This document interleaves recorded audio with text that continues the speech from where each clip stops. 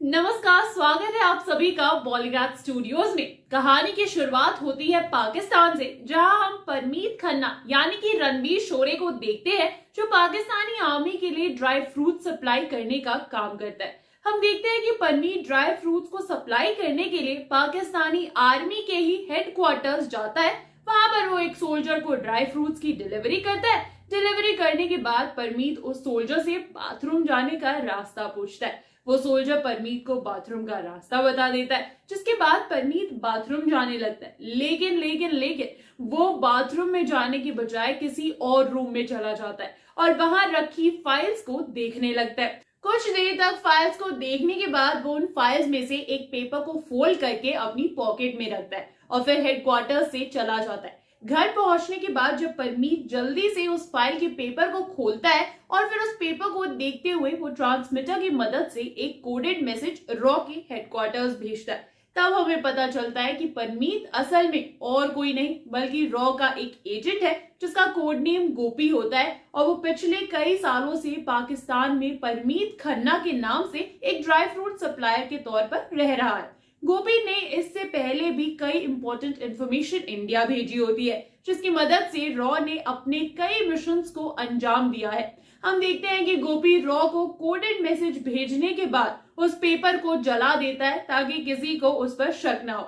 गोपी ने इस बार जो जानकारी भेजी है वो काफी इंपॉर्टेंट साबित होती है, जिसकी वजह से रॉ पाकिस्तान की एक बड़ी साजिश को रोक पाती है। कुछ दिनों बाद जब गोपी अपने घर से बाहर जा रहा होता है तो आईएसआई के कुछ एजेंट्स उसे किडनैप कर लेते हैं। आईएसआई वाले परमीत को एक रूम में ले जाते हैं और उसको बहुत टॉर्चर करते हैं। आईएसआई ने गोपी को किडनैप कर लिया, ये बात रॉ को पता चलती है।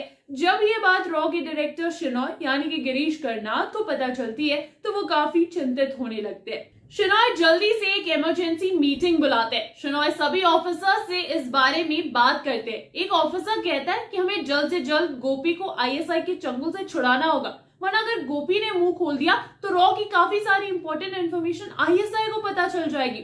शिनॉय उस ऑफिसर को टोकते हुए कहते हैं कि नहीं, गोपी कभी भी अपना मुंह नहीं खोलेगा, वो मर जाएगा लेकिन अपना मुंह नहीं खोलेगा। शिनॉय आगे कहते हैं कि गोपी हमारा एजेंट है और उसे बचाना हमारी जिम्मेदारी है और हमें उसे किसी भी कीमत पर बचाना ही होगा। शिनॉय करण यानी कि आनंद विधात शर्मा से गोपी के बारे में और ज्यादा जानकारी निकालने के लिए कहते हैं।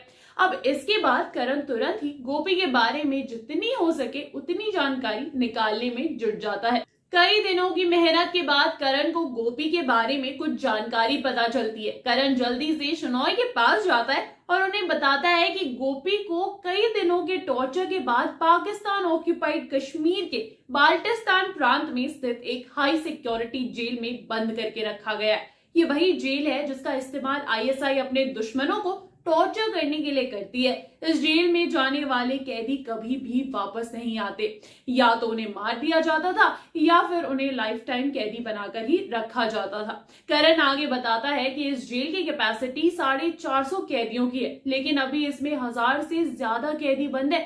शिनॉय ने गोपी के पकड़े जाने की खबर प्राइम मिनिस्टर को भी दी होती है।